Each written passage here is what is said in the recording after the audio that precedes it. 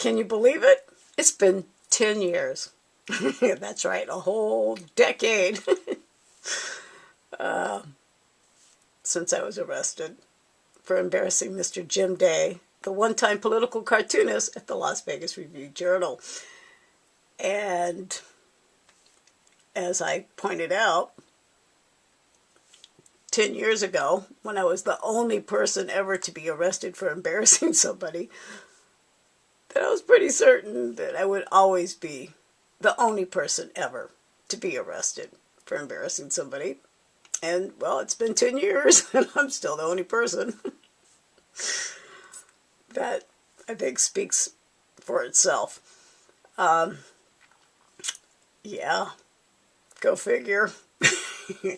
Since my arrest, there have been plenty of men who have been outed for leading double lives, for their infidelities, for their deceit. But I was the only person, apparently, that deserved to go to jail for revealing that kind of information. Many websites are out there. You know, a lot of blogs. And yeah, I got mine back, of course. But I spent 7 months in jail because a man needed a blowjob. Because I was stupid enough to believe that he was my boyfriend. I've definitely learned some lessons here. And, of course, yeah, now every time I meet a guy, the first thing I do is drill him. Are you married? You know, first time, shame on them. Second time, shame on me. And I've been living by that. I'm just still kind of shocked here that I'm the only person ever to be arrested, because even though I said I would probably be the only one ever to be arrested for it, I really was kind of hoping somebody else would be. Yeah, let's recap.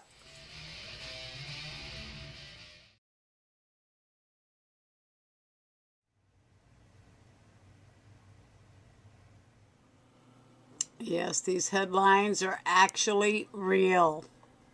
Amazing. I'm still the only person ever to be arrested and jailed with a $200,000 bail for demanding an apology on the internet.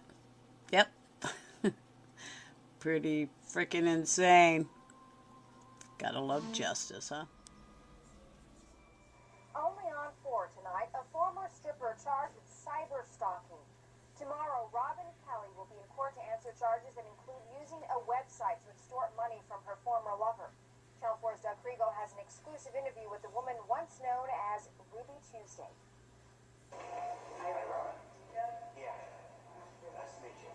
In her jailhouse uniform at the Ventura County Women's Facility, where we interviewed her, it's clear that Robin Kelly has come a long way from those wild days when she was known as Ruby Tuesday, the popular topless dancer and stripper in Las Vegas bars and clubs. At one point, Robin worked as a mud wrestler, calling herself the Red Snapper. She even wrestled Andy Kaufman, the late comedian. Still, Robin fell in love and had a 6-year affair with one of her customers. Jim Day is the political cartoonist for the Las Vegas Review-Journal. Day is also married with children, which Kelly claims he didn't tell her. He was my boyfriend in all intents and purposes. I was under the impression he was being honest with me. In Las Vegas, Jim Day's cartoons have needled politicians for their moral shortcomings. When the affair ended, Kelly moved to Simi Valley, where she admits to creating a website displaying photos of her and Day having sex. He said she ruined his life. He lied to me for his own reasons, to fulfill his sexual fantasies. He said he loved me. Ventura County accused Robin Kelly of computer stalking and attempting to extort rent money out of Jim Day. This does involve the use of a website by Robin Kelly to get what she was looking for. This is the first time Ventura County has ever prosecuted anyone for cyber stalking. Kelly has now pled guilty to computer stalking and extortion. Still, she has strong feelings for her former lover. I will love him till the day I die. I hope he becomes a better person. I wish he would quit lying. Doug Kriegel, Channel 4 News, Ojai. In addition addition to jail time, the judge could order her to stay away from computers. For the record, I, Robin Kelly of Simi Valley, am not guilty of the crimes I was forced to plead guilty to in order to get out of jail. The police department and the district attorney's office acted in bad faith, knowing I didn't actually commit extortion or stalking with my personal diary website. Or your married lover. Our next guest says so. Says no, absolutely not. Please welcome Robin to the show. Robin. What's up? You met this guy how long ago? Before we even begin this, I would like to state, since I'm here, I'm not a whore, I'm not an extortionist, and I'm not a stalker, despite what the press said, despite what the news So said. nobody has any idea what we're talking about, so you just label yourself something they don't know. Okay, Let's let's start all over. just want to clarify. You had an affair with a married man. Let's put it that way. I had a relationship with a man who pretended to be single. Be single. You didn't know that he was married. As a matter of fact, you had All he ever gave me, all the pictures we ever took together, all the proof that I was telling the truth that this man was leading a double life. And I don't care what anybody says. I mean, the police told me it wasn't illegal for this man to lie to me to obtain sex, but it was illegal for me to tell the truth about his marital status and embarrass him. So I am now a convicted felon. I cannot use a computer for 5 years. I have to go to psychotherapy once a week, anger management once a week. I am not allowed to say this man's name. I am not allowed to do anything that might embarrass this individual. What? So how much you ended up spending how much time in jail? I was looking at 10 years in prison. I was forced to plead guilty in order to get out of jail because they were getting ready to take my son away from me. They called me a cyberstalker, and I spent 7 months in jail. 7 months in jail. So if you Google me and just type in Miss Ruby Tuesday Cyberstalker, you'll see all kinds of stuff, I guess. And you can buy mouse pads, t-shirts, different things. Yeah. Google. Apparently they know what I went through. So yes, it keeps going on and on and on for pages. Google.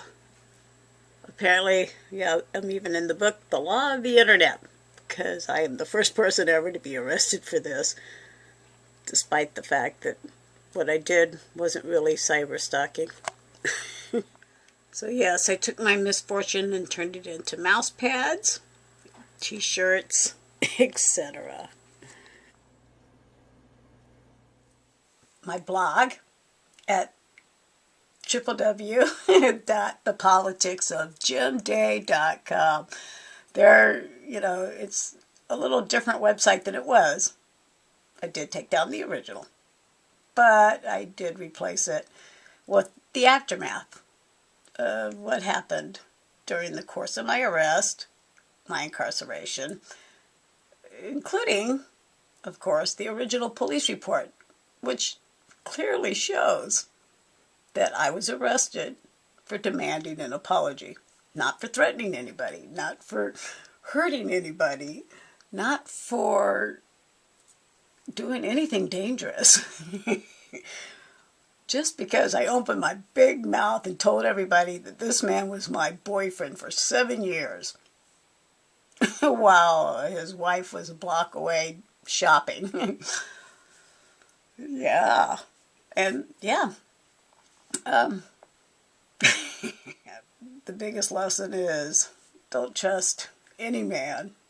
And, if he screws you over, just say, oh well, I got screwed over. Because you just don't know who he knows or who his friends are that are willing to do him a few favors. But, like I said, truth is stranger than fiction. And after 10 years, I can stand here today and say, can you believe that fucking really happened?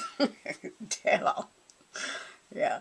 10 years ago, arrested for embarrassing Mr. Jim Day, the one-time political cartoonist at the Las Vegas Review-Journal, who ironically, on the 9th anniversary of my pleading guilty in order to get out of jail, lost his job. And he couldn't have anybody arrested for it because he couldn't blame anybody for losing his job. But at the time, when I was arrested, the whole reason they arrested me is because he was worried about losing his job. Gotta love it. Yeah.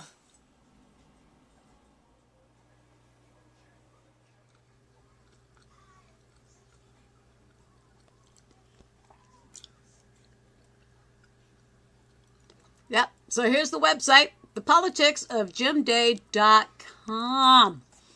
And here you will basically see everything, what transpired from my arrest, and the original police report, which clearly states, you can read it for yourself, I was arrested for demanding a public apology for embarrassing him by revealing he was married, and by revealing that, well, apparently more information than he wanted out there.